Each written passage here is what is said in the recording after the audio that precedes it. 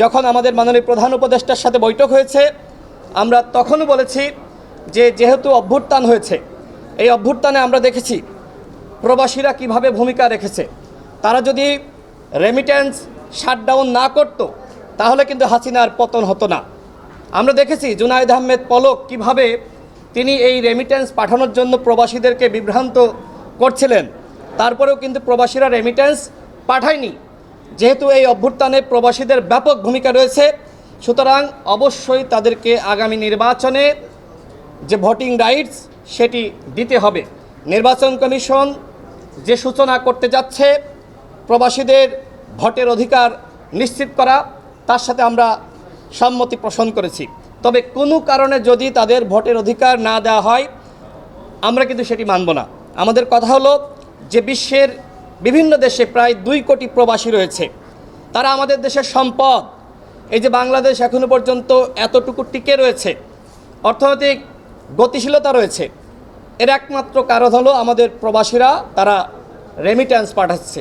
অর্থাৎ বাংলাদেশ গঠনে তাদের ব্যাপক ভূমিকা রয়েছে।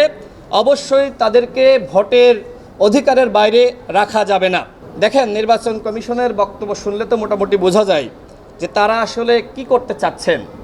তারা 3টি পদ্ধতির কথাই বলেছেন যে তারা 3টি অ্যাপ্লাই করে দেখবেন, কিন্তু আসলে ওই সময় আমার কাছে মনে হয় না যে আসলে 3টি পদ্ধতি একসাথে অ্যাপ্লাই করা সম্ভব।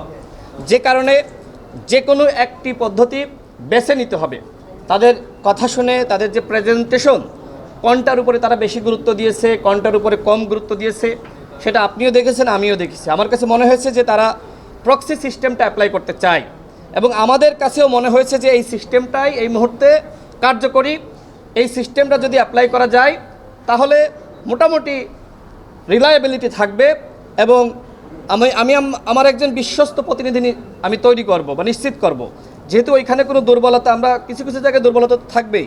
আমরা এই বিষয়ে বলেছি যে আমি আমার নিজের অভিজ্ঞতার জায়গা থেকে বলেছি, ছোটোবেলায় দেখেছি যে আমার মা এক প্রতীকে ভোট দেন, আমার বাবা আর এক প্রতীকে ভোট দেন।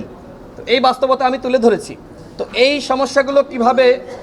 সমস্যাগুলো কিভাবে মিট আপ করা যায়, সিকিউরিটি কিভাবে নিশ্চিত করা যায়, সে বিষয়ে আমরা বলেছি। নির্বাচন কমিশন তাদের পক্ষ থেকে তারা বলেছে যাতে করে কোনো দোষ ত্রুটি ধরা না পড়ে সেই বিষয়টি তারা দেখবেন।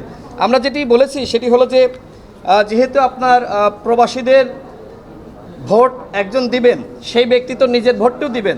এই যে এইখানে আপনার আলাদাভাবে আসলে কিভাবে তারা ভোট দিবেন, তো সেক্ষেত্রে নির্বাচন কমিশন বলেছে যে একই সাথে তিনি 2টা ভোট দিতে পারবেন। এক্ষেত্রে আসলে সময়ের কোনো সমস্যা বা অন্য কোনো প্রবলেম হবে না।